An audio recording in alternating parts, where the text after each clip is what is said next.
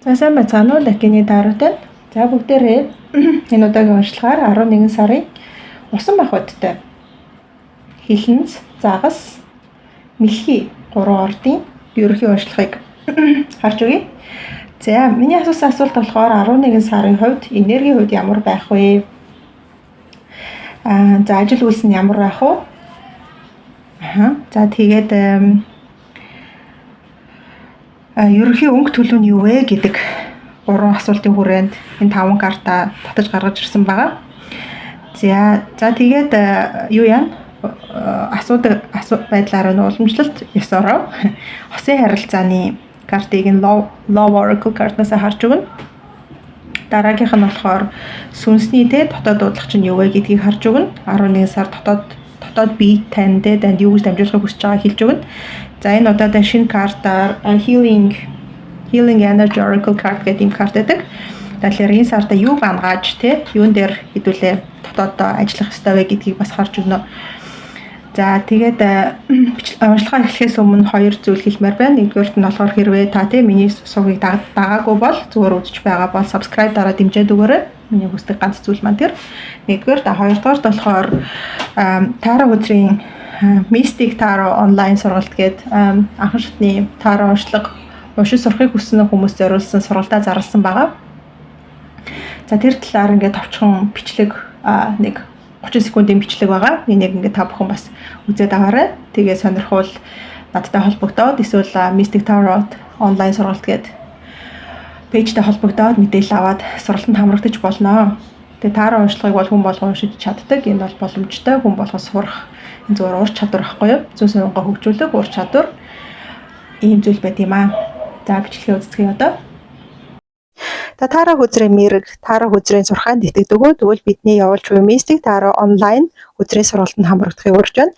За тус сургалтанд нийт 60 орчим хичээл байгаа. 600 цагийн видео байт юм аа. За энэ дотор бидний суралцах зүйл маань болохоор нийт хөзрүүдийнхаа тайлбар, бэлэгдэл, утга, хөзрийн өнгө, дүрс, за уншлагын байрлал, практик дасгал ажлууд орсноос гадна зүй сонгоо хөгжүүлэх дасгал ажлууд нэлээд орсон байдаг. Сургалтын төлбөр маань 108,000 төгрөгийн үнэтэй байгаа. Та чат бичээд биднээс дэлгэрэнгүй мэдээ.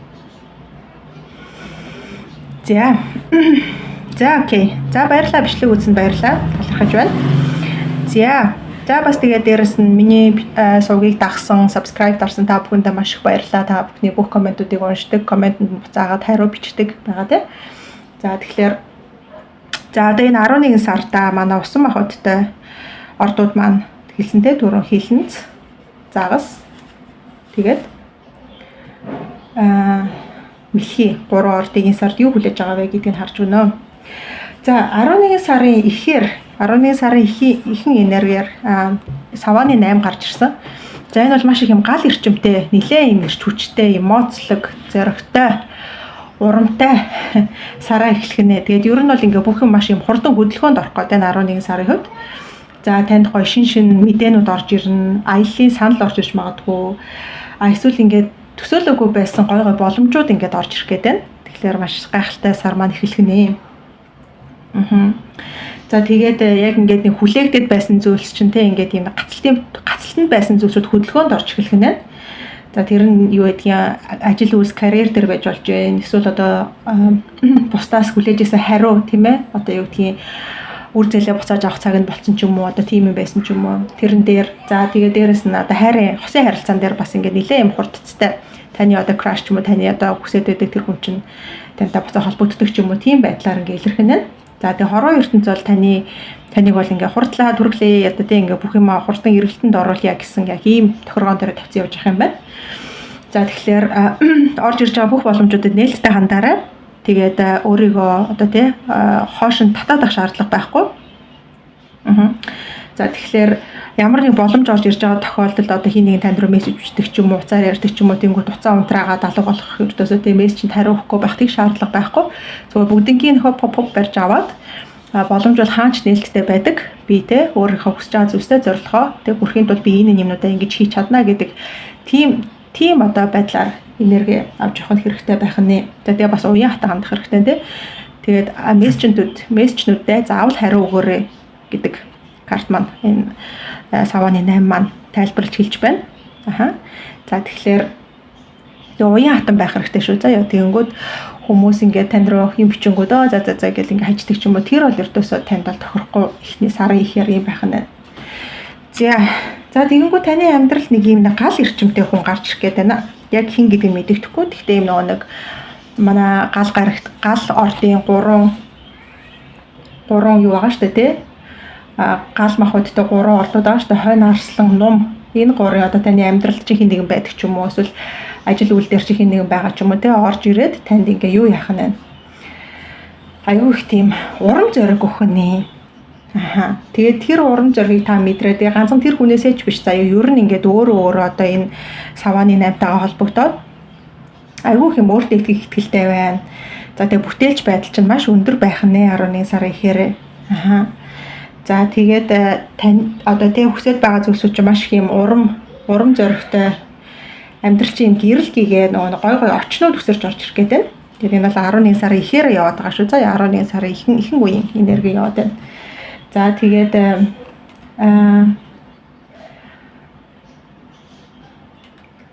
юу яах вэ?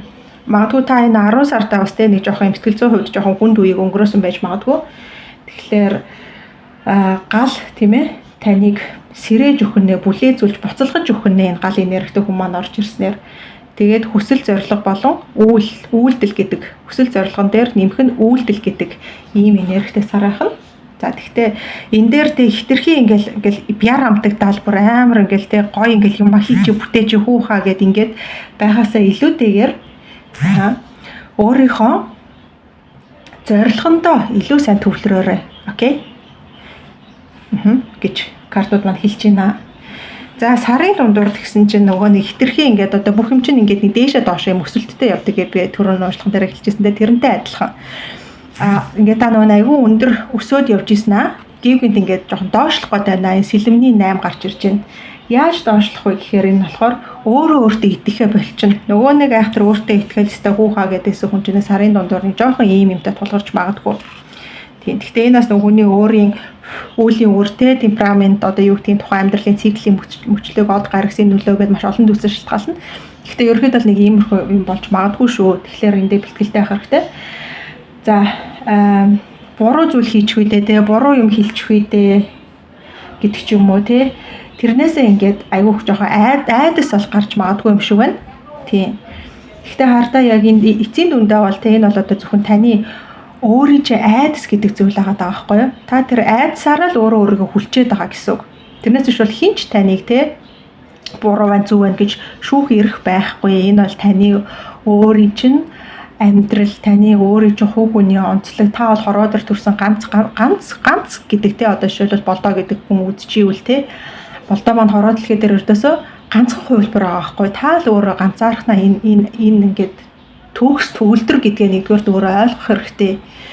За тэгээд бусдаас ирж байгаа тийм одоо юу гэдэг чинь тиймэрхүү сөрөг бодлоо тэр бол ердөөсөө нэг чухал биш.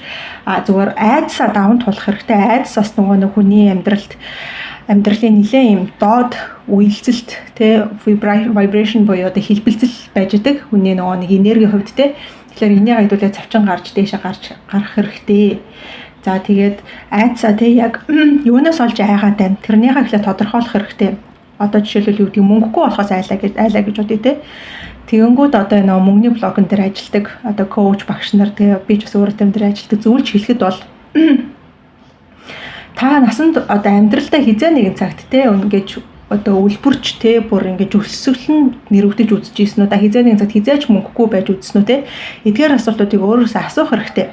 Нэгдүгээр та хоёрдугаар болохоор яг юу айлгаад байгаа яг тэр айдсны чинь үндс нь юу вэ гэдгийг аягүй сайн ихлэ тодорхойлох хэрэгтэй байд юм а. Тэгээд тэрнийга эерэг бодлоор өөрчлөн гэсэн үг.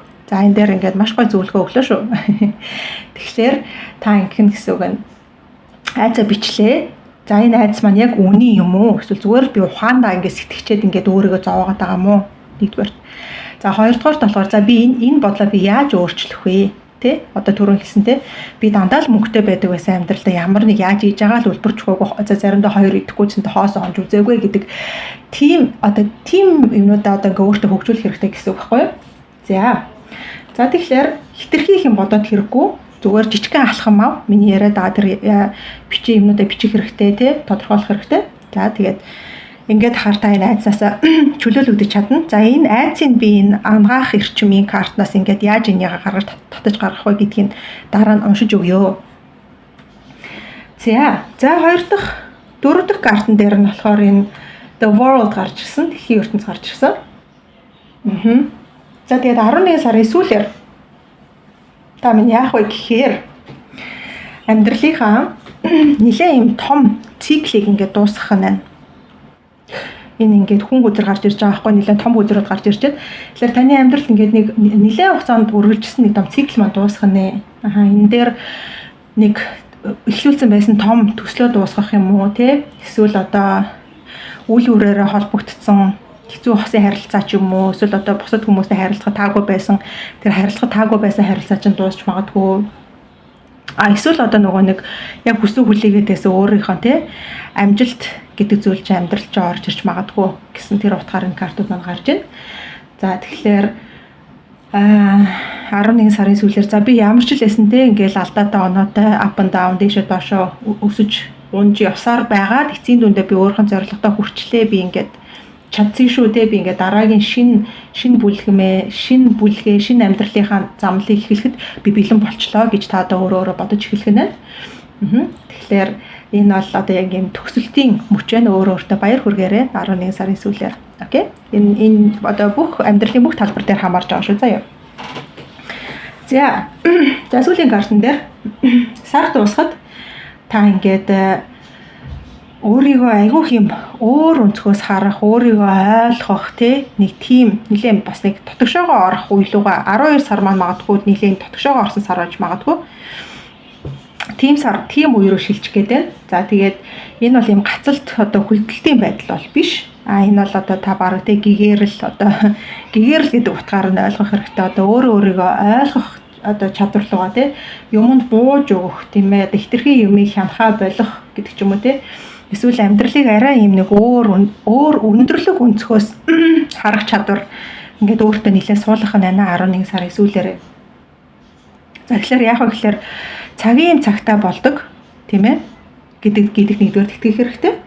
За тэгээд таны өсөл зорилго амьдралын чинь тийм амьдралын чинь гайхалтай болгохын тулд хорвоо ертөнд гайхалтай зүйл бэлдэж өгч байгаа шүү гэдэгт та өөрөө бас итгэх хэрэгтэй байх нэ. Угаасаа тэр яг тим энергид ороод ингээд 11 сар маань дүүрэх нэ.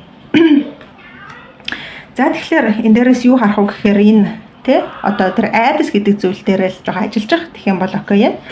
За одоо хосын харилцааг харж өгье. Сүнс нь юу гэж хэлмээр байгаа харж өгье. За энэ дээр энэ хоёр хэлж өгсөнтэй энэ хоёрын яаж өөрийгөө ангааж гарч ирж чадах вэ гэдэг зөвлөгөөг нь бас энэ oracle картуудаас харж өгье. Би энэ дээр асуултуудаа асууад энэ хоёр картн дээр эхний картуудаас сугалсан байгаа. Тэгээд холиод ахаар ингээд шар дуугараад ингээд тэгэл заримдаа нөгөө нэг яг өдрөмөө сугалж гарч ирэхгүй дэх хүмүүсээс жоохон төвхтэй байж магадгүй гэж одоо би холиод ингээд бэлтцсэн байдаг шүү заяа. Тийм. За энэ дээр тэгсэн чинь ингээд ийм бүрхэн хараа. Ийм сахиусан тэнгэр юм ногоон далавчтай сахиусан тэнгэр хөвтөж байгаа хөдөр маань гарч ирж байна. За энийг уншиж өгье. За ер нь бол 11 сарда тий ингэж хосын харилцаанд заяа. Яг хөө гэхээр ганцаараа нэг хэсэг жоохон байгаад үзэх хэрэгтэй байна гэж байна. Тийм ингээд өөрийнхөө дотгошоогоо ороод. Өөртөө жоохон цаг зарцуул бусад одоо тэр хосын харилцаа хүсэж байгаа хүндээ нэг анхаарал хамаг анхаарал тэр хүнд өгөхөөсөө илүү өөртөө жоохон анхаараарай гэсэн байна. За тэгэхээр эхлээд өөрийгөө ойлгох нь энэ таны сард бол их чухал байх нь. Тэр утгаараа ингээд нэг юм ихтэйтэй юм хүзэр гарсан байх нэ. Эхлээд өөрийгөө ойлго, өөртөө энерги өг, дараа нь тухайн хүндээ энерги өгөх хэрэгтэй. За энэ нөгөө нэг энэ хүзэртэй мань холбогдоод oracle card маань тайлбарлаж байгаа шиг байна. Би өөрийгөө үн цэнтэй гэдэгт итгэдэг үү? Би өөртөө үн цэнтэй гэдэгтээ өөртөө итгэдэг үү гэдэг ийм асуулт танаас асууж байна. Та бодоорой тий. Та өөрийгөө би үн цэнтэй хүн гэж хүлээн зөвшөөрдөг үү? Окей. За энэ нөгөө нэг айдас тэрнтэй холбогдож байгаа шиг байна. За тэгсэн чинь энэ хараа хариулт нь одоо сүнс чинь таны дотроос ингэж хэлж байна. Би бол тий үн цэнтэй. Би бол бүхий сайхан зүйлсийг хүртэх хэрэгтэй. Би бол бусдад хайрлагдах эрхтэй гэж одоо өөртөө хэлэх нь байна. Өөрийнхөө дотор байгаа гайхалтай сайхан тэр тэнгэрлэг гоо үзэсгэлэнгээ харж эхлээрээ өөрийнхөө хүсээд байдаг хүсэн тэмүүлдэг тэр амьдралаа одоо батлан тунхаглаад тэгээд яг тэр амьдралаараа амьдарч эхлэе гэж байна.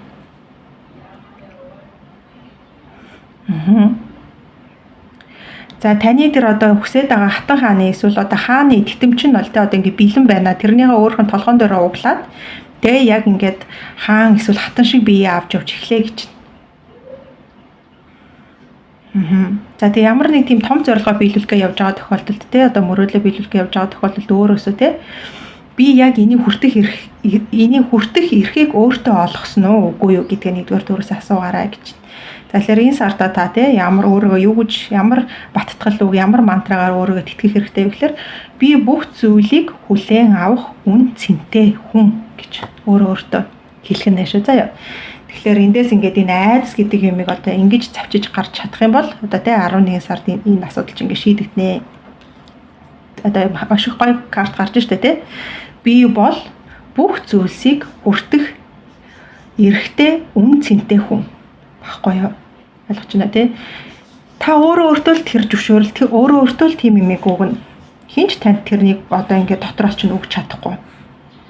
Таны нөхөр, гэр бүл, үр хүүхэд яг тодорхой хэмжээгээр дэмжлэг үзүүлнэ л гэхдээ эцсийн дүндээ хүний бодол хүн өөртөө итгэх итгэл маань өөрийн дотроос ундарч гарч ирдэг шүү гэдгийг энэ картыг хэлээд байна. За сүүлийн карта харъя. За энэ Healing Energy Oracle карт гэдээ би түрүү хэлжсэн ангаах энерги гэдэг. За энэ дээрээс 11 сард манай усан мах одтой загас хилэнц усан мах одтой ордууд маань юуг ангааж тавьж явуулах тийм ээ? Юу гэдгийг хэрэгтэй вэ гэдгийг асууж өгье.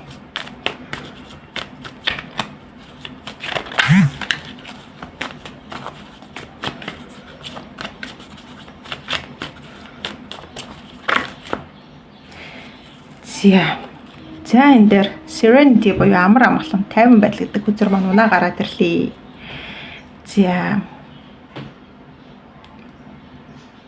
би хайр сэтгэл хайр болон тавьж явуул бус одоо хитрхийг контролдохгүй юмыг тавьж явуулж чаддаг байдлаараа болон дотоод одоо өөрийнхөө оршинлоороо амар амгалан гэдэг зүйлийг би мэдэрдэг. За тэгээд амьдралдаа орж ирж байгаа бүх зүйлээ би урам зоригтойгоор хүлээж авдаг. Амьдралыг би одоо гой зөөлөн зөв явбал зөөлөн зам болон гэдэг. Яг тэр өнцгөөс нь би амьдралыг харж байна.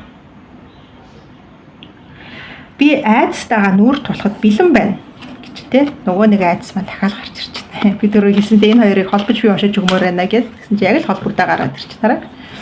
Би айдастайгаа нүүр турахад бэлэн байна. Тэгээд би өөртөө итгэж байна би бол зоригтой хүн гэж хэлэх хэрэгтэй. За тэгээд хорвоо ертөнцтэй миний төлөө хамгийн сайхан зүйлсийг хийж байгаа гэдэгт нь бас итгэж байна гэдэг чинь. Тэгэхээр бид нараас жоохон нөгөө нэг одоо энэ сарда жоохон ингээд хитрхи юм контролтоосоо илүү бас ингээд жоохон юм тайван тэгээд юм ингээд тавьж явуулаад хитрхи юм хянах гэдэг шаардлага байхгүй. Ялангуяа 11 сарын дундор нөгөө нэг айдсын карттайгаа холбогдоод. Тэгэхээр би бол зоригтой, би ямар ч асуудлаас нь даваа гарч чаднаа. Энэ бол зүгээр л миний тархин дотор байгаа жоохон гажиг маань гарч ирж байна л гэж ойлгох нь байна тийм ээ. За тэгэхээр ингээд 11 сарын усан мах одтой ордуудын өмчлөг маань дуусаж байна. За тэгээ ерөнхий өнгийг ингээ харахад бол их л сайхан байна. Эхэндээ бол ингээд маш ирч хүчтэй станараа хүүхаа гэсэн гоё үе дээр явж байгаа. Тэгээ дараа нь энэ жоохон айцтай энийг яаж давж гарах хэдүүлээ ярьчлаа. За тэгээд нэг юм амьдралын цикл чин дүүрэн одоо ингээд тэг ямар нэг юм нэг дээд сурвалж төгсөж байгаа үе шиг одоо тийм л зүйл болох нь л да. Тэгээд дараа нь ертөнцийг арай өөр өнцгөөс хардаг болно. Илүү татгшоогоо орох 12 сардаа нийлэм татгшоо орсон сар болох болов гэж бодож байна. За тэгэхээр энэ түрээд ингээд уншлага маань дуусаж байна. Таалагдсан бол like and share тэгээд subscribe дараад өгөөрэй. За баярлалаа. Баяртай.